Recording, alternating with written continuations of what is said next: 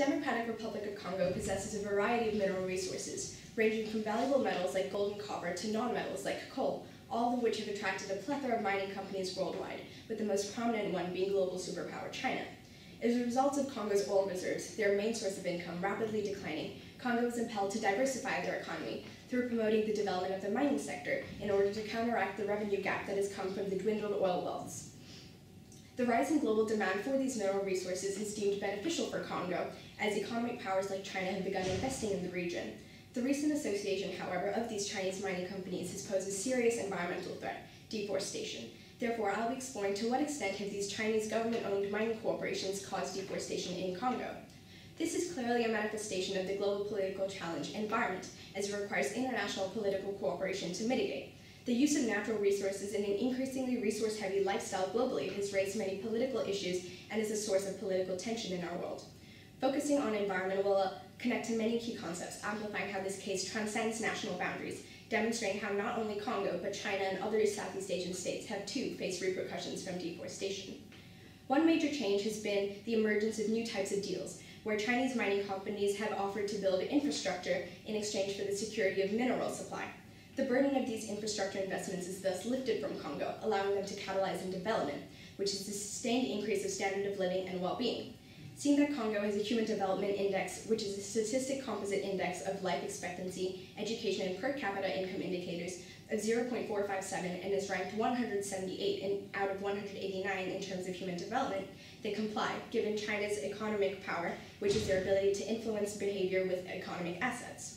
An important stakeholder in this issue is President Mobutu Sese Seko of Congo, who exercises his sovereignty, which is his full authority without outside interference in the region, and encouraging an interdependent, which is a mutually beneficial reliance with China as he prioritizes Congo's economy, seeing deforestation as no more than an insignificant byproduct.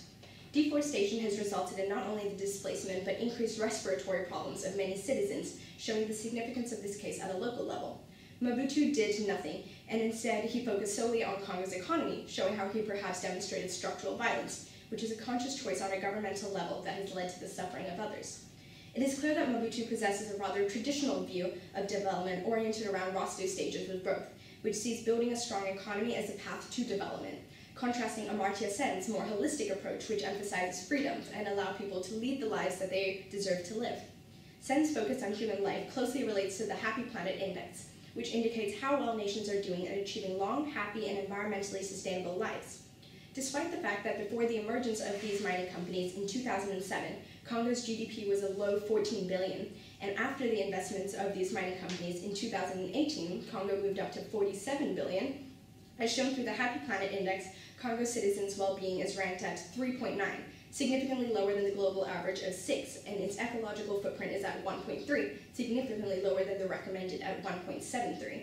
In the absence of mining in 2006, in the Happy Planet Index, Congo is ranked 96 out of 178. Now, after mining, Congo is ranked 115 out of 178, showing a significant decrease, which directly correlates to the increase in deforestation and mining rates. Although Congo is developing economically, climate change levels, which is a byproduct of deforestation, has increased by 17% in the last 10 years, posing a huge environmental threat for Congo. Another large stakeholder is Mr. Xi Jinping, who's also the president of the CCP, the Chinese Communist Party, who, similar to Mobutu, cares largely about economic growth. Since the mines are in another country that's not China, they see deforestation as not their responsibility. Instead, they see their investment in Congo as a way to expand their soft power, which is their ability to attract and co-opt, in this case using their economic power, as although they are harming the environment, they are catalyzing the development of a severely underdeveloped state. This would then allow them to gain increased external legitimacy, which is the government's ability to govern productively and efficaciously in the eyes of other states, showing these implications of this case at a national level.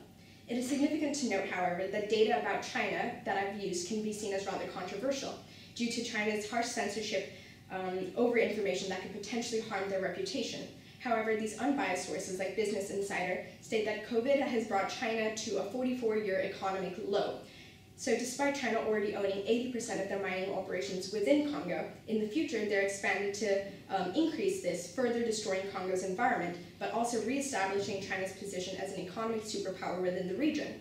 This perhaps then demonstrates Mr. Xi's structural realist perspective, which sees power, in this case economic power, as the most important factor within international relations. So in order to mine, land has to be cleared, and China uses the slash and burn method, which is a farming method that involves the burning and cutting of plants. So although it is cheap and efficient, it is also the primary cause of deforestation, as it deteriorates the soil, making it nugatory for future usage.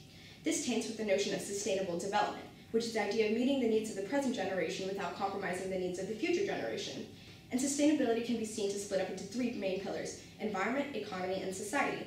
So although Congo's economy is stabilizing, societal and environmental sustainability are clearly absent. As deforestation occurs and soil degrades, these Chinese companies are forced to continuously move outwards to find new land, which just repeats this whole unsustainable process, which causes deforestation over and over again. Prim in Congo is another large stakeholder in this issue, and is also an environmental NGO within Congo, who fights mining corporations for the rights of the communities that are negatively affected by these mining operations in the region. They exemplify a liberal perspective, as they aim to do sustainable governance in the forests and practices of reforestation with other actors and citizens. This shows how they demonstrate an ecocentric perspective, which places value and importance on the environment, highly contrasting China's president's one of an anthropocentric view, in which regards the world in terms of human values. Sustainable development can also be analyzed from a global perspective. For developing countries to progress, it's merely impossible to achieve all areas of sustainability without harming one when trying to achieve the others. It is possibly also difficult to achieve the Sustainable Development Goals, which are 17 goals devised by the UN, of Goal 8, decent work and economic growth, while still achieving Goals 13, 14, and 15, climate action, life on land, and life on water. So perhaps for developing countries to progress, a liberal approach might be necessary, one that requires a level of focus and coordination between global leaders to ensure sustainable development. China's relationship with Myanmar within the Belt and Road Initiative is a similar issue that is relevant to understanding this case study. Myanmar desperately needs foreign direct investments from global superpowers like China. So initially, Myanmar accepted the hydroelectric dam, however later discontinued it due to concerns regarding the environment. This shows how a developing country acknowledged China's economic power and opportunity to perhaps develop and legitimize, but instead prioritize the environment. Perhaps Congo is not ready to do so or focus on the environment, as their Human Development Index is still 0.127 less than Myanmar's, showing how they perhaps still require this interdependent relationship with China. A wider issue connecting more broadly to this case study is China's Belt and Road Initiative.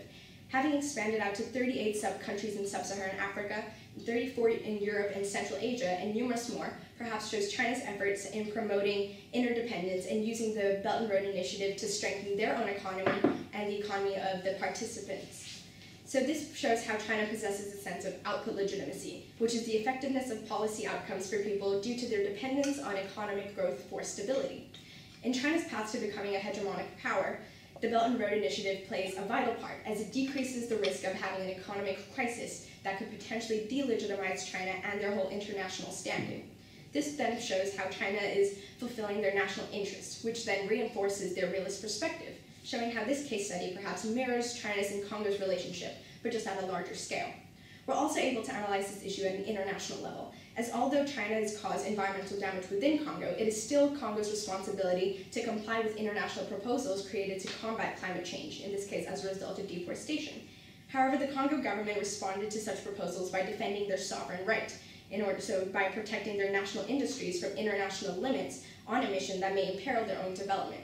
This then once again reinforces their realist perspective, as they are prioritizing their national interest. Perhaps a liberal approach is a solution to this issue.